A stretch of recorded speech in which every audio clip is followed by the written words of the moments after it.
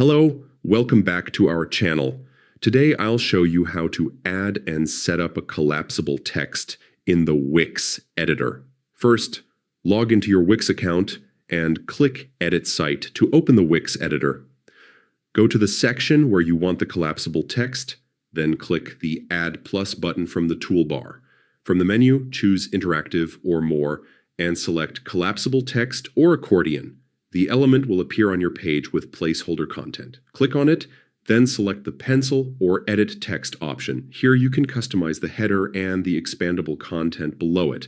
To add more sections, use the Add or Plus button within the collapsible text element. You can also adjust the design, change fonts, colors, spacing, and the Expand Talk Collapse icon to fit your site's style. For better user experience, you might want to keep some sections expanded by default if they contain important information. Don't forget to test how it looks on both desktop and mobile view. And that's it.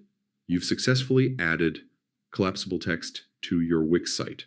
Thanks for watching, and make sure to subscribe for more helpful tutorials.